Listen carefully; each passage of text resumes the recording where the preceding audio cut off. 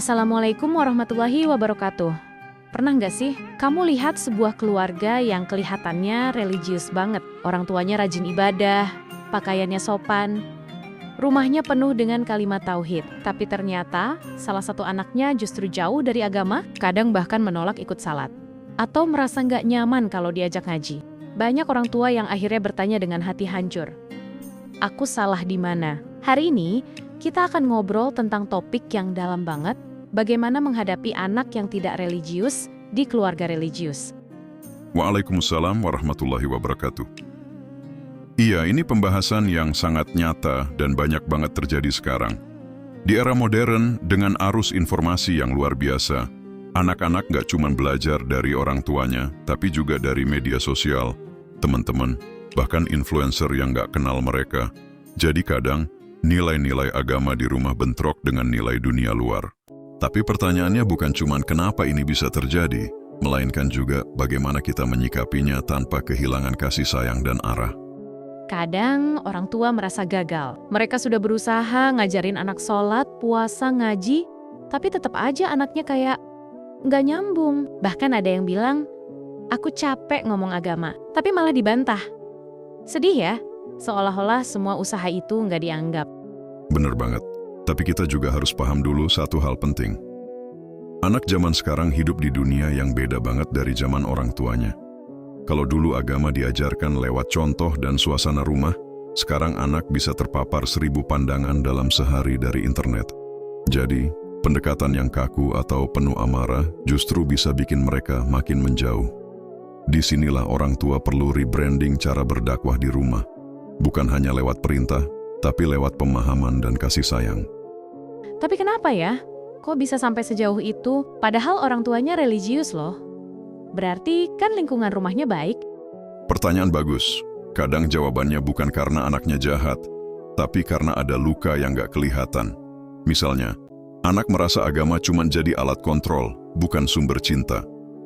Dia sering dengar kalimat seperti, kalau gak salat, masuk neraka. Tapi jarang dengar, kalau salat, hatimu akan tenang.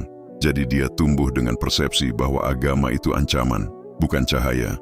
Dan ketika dia ketemu dunia luar yang menawarkan kebebasan berpikir, dia tertarik, bukan karena mau menolak Allah, tapi karena ingin mencari makna dengan caranya sendiri. Jadi sebenarnya bisa jadi niatnya bukan menolak, tapi salah paham tentang makna agama ya? Iya, dan yang sering bikin makin parah adalah respon kita. Banyak orang tua yang justru memarahi, mengucilkan, bahkan membanding-bandingkan anaknya dengan yang lain. Tuh lihat, adikmu rajin salat, kamu enggak. Padahal, cara seperti itu bisa menutup pintu hati anak. Rasulullah enggak pernah marah hanya karena orang belum paham, beliau malah mendekati dengan kasih sayang dan sabar luar biasa. Dakwah beliau bukan lewat bentakan, tapi lewat hati. Kadang anak cuma butuh didengar ya, bukan dihakimi. Persis. Banyak anak yang sebenarnya rindu ngobrol soal Tuhan, tapi nggak tahu harus mulai dari mana karena takut dimarahi. Padahal ketika orang tua bisa duduk bareng, nanya dengan lembut, "Nak, kamu kenapa merasa jauh dari agama?" Itu bisa jadi titik balik luar biasa. Dakwah terbaik bukan ceramah satu arah, tapi percakapan dua arah yang tulus. Aku jadi kepikiran, mungkin banyak anak yang merasa agama itu membatasi kebebasan mereka. Benar, tapi justru di situ letak keindahan Islam. Islam gak melarang berpikir, bahkan memerintahkan. Dalam Al-Quran, Allah berkali-kali bertanya, "Afala taqilun?" Apakah kalian tidak berpikir? Jadi, tugas orang tua bukan mematikan rasa ingin tahu anak, tapi mengarahkannya agar logika dan imannya berjalan seiring. Ketika anak diberi ruang untuk bertanya dan menemukan jawabannya dengan bimbingan lembut, justru dia akan menemukan Tuhan dengan kesadaran, bukan paksaan. Kadang orang tua juga merasa malu sama lingkungan. Kok anakku nggak religius? Nanti dikira aku gagal. Itu wajar banget, tapi kita harus ingat, hidayah itu milik Allah, bukan hasil kerja keras manusia semata. Orang tua hanya bisa menanam, tapi yang menumbuhkan adalah Allah. Nabi Nuh alaihi salam aja, salah satu nabi paling sabar dan berdakwah selama ratusan tahun. Anaknya gak mau ikut kapal. Apakah beliau gagal? Tidak. Itu menunjukkan bahwa iman adalah pilihan hati, Dan tugas kita adalah terus menebar kebaikan tanpa henti. Berarti kuncinya cinta ya? Betul, anak yang tumbuh karena cinta akan lebih mudah menerima nilai agama. Kalau dia merasa Islam itu menenangkan, bukan menakutkan, dia akan datang dengan sendirinya. Rasulullah pernah bersabda, sesungguhnya kelembutan tidaklah ada pada sesuatu kecuali akan menghiasinya. Jadi, dakwah dalam keluarga pun harus lembut, bukan dengan ancaman, tapi dengan kasih yang sabar dan doa yang tak putus. Kadang kita sibuk ngajarin anak salat, tapi lupa ngajarin maknanya ya. Iya, dan disinilah pentingnya keteladanan. Anak-anak bukan cuma mendengar tapi meniru. Kalau orang tua salat tapi wajahnya murung, anak akan berpikir, oh, salat itu beban. Tapi kalau dia lihat ayahnya tersenyum damai setelah salat, dia akan sadar, oh, salat itu ketenangan. Jadi, dakwah di rumah bukan lewat kata-kata, tapi lewat suasana.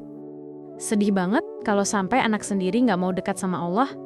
Tapi aku suka bagian tadi, bahwa hidayah itu milik Allah. Iya, jangan pernah berhenti berdoa.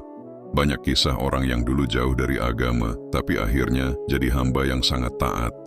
Semuanya karena doa orang tuanya yang gak pernah putus. Kadang Allah menunda perubahan anak bukan karena dia tak mendengar, tapi karena dia ingin orang tua belajar sabar, tulus dan tawakal. Aku rasa anak yang jauh dari agama kadang cuma butuh figur yang bisa diajak ngobrol tanpa dihakimi. Setuju. Dan siapa lagi kalau bukan orang tuanya sendiri? Jadilah sahabat bagi anakmu. Jadilah tempat dia curhat tanpa takut dicemooh. Karena kalau orang tua menutup pintu komunikasi, anak akan mencari pelarian ke tempat lain. Dan itu bisa berbahaya. Lebih baik dia salah paham di rumah tapi bisa dibimbing, daripada mencari jawaban dari internet yang penuh kesesatan. Jadi, menghadapi anak yang gak religius itu bukan dengan marah, tapi dengan cinta, doa, dan kesabaran yang luar biasa.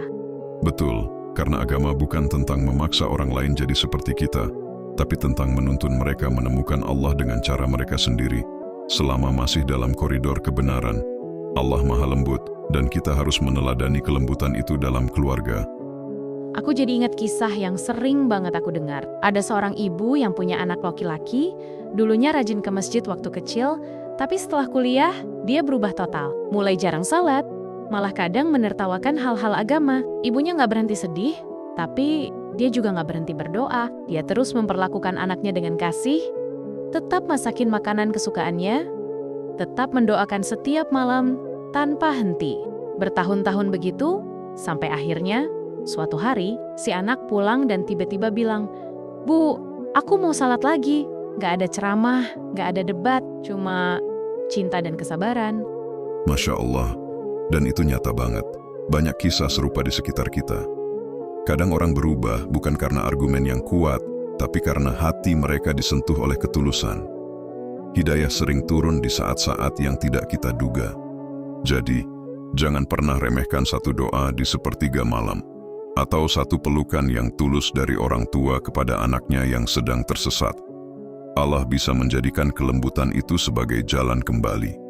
Tapi jujur aja, nggak gampang loh. Kalau anaknya terus menolak, terus membantah, kadang orang tua tuh capek dan kehilangan sabar. Iya, dan itu sangat manusiawi. Tapi disitulah letak ujian terbesar cinta. Menahan diri bukan berarti menyerah, tapi justru menunjukkan kedewasaan spiritual. Rasulullah pun pernah disakiti oleh orang-orang yang beliau cintai dakwahnya, tapi beliau tetap sabar. Kita harus belajar dari itu.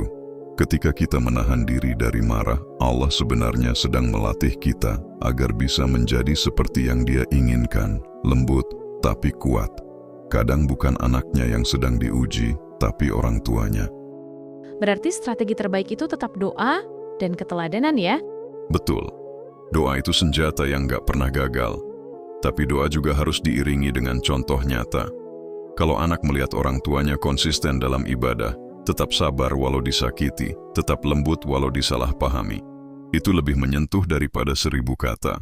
Anak yang tidak religius kadang hanya butuh melihat kebenaran, bukan mendengarnya. Dan kalau keteladanan itu konsisten, lama-lama Allah sendiri yang akan mengetuk pintu hatinya. Kadang orang tua ingin hasilnya cepat, pengen lihat anaknya berubah sekarang juga. Padahal hidayah itu proses, bukan hasil instan. Sama seperti menanam pohon, kita nggak bisa paksa buahnya tumbuh besok pagi. Kita sirami, kita rawat, lalu biarkan Allah yang menumbuhkan. Dalam Al-Quran Allah berfirman, "Sesungguhnya engkau tidak dapat memberi petunjuk kepada orang yang engkau cintai, tetapi Allah lah yang memberi petunjuk kepada siapa yang Dia kehendaki." Quran Surah Al-Qashash, ayat 56. Jadi tugas kita bukan memastikan hasil, tapi menjaga niat, usaha, dan doa agar tetap ikhlas. Kadang kalau terlalu lama, orang tua bisa putus asa, merasa doa-doanya nggak didengar. Iya, padahal Allah sendiri berfirman, "Janganlah kamu berputus asa dari rahmat Allah." Quran Surah Az-Zumar ayat 53. Setiap air mata doa yang jatuh di malam hari itu nggak pernah sia-sia. Mungkin hasilnya nggak langsung terlihat di anak, tapi bisa jadi Allah simpan untuk saat yang paling tepat, atau bahkan untuk generasi berikutnya.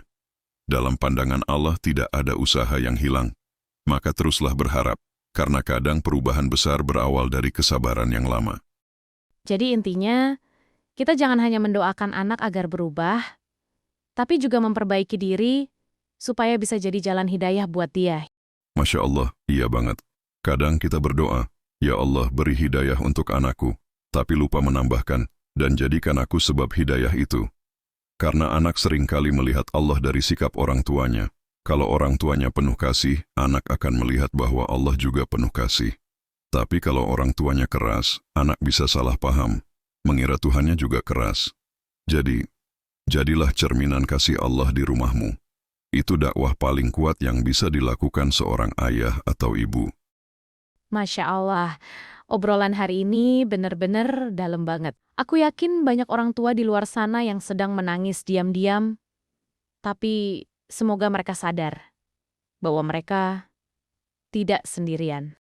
Untuk setiap ayah dan ibu yang sedang berjuang, ingatlah, Allah melihat setiap lelahmu, mendengar setiap doamu, dan menghitung setiap sabarmu. Mungkin hari ini anakmu belum berubah, tapi percayalah, Allah sedang bekerja di balik layar hatinya. Jangan berhenti berharap, karena Allah tak pernah berhenti mencintai. Dan buat kamu yang lagi nonton, semoga obrolan ini bisa jadi penguat. Kalau kamu suka pembahasan seperti ini, jangan lupa like, share, dan subscribe supaya semakin banyak keluarga yang belajar Islam dengan hati yang lembut dan pikiran yang terbuka. Sampai jumpa di episode selanjutnya, insya Allah dengan topik yang lebih menyentuh dan membuka mata. Wassalamualaikum warahmatullahi wabarakatuh.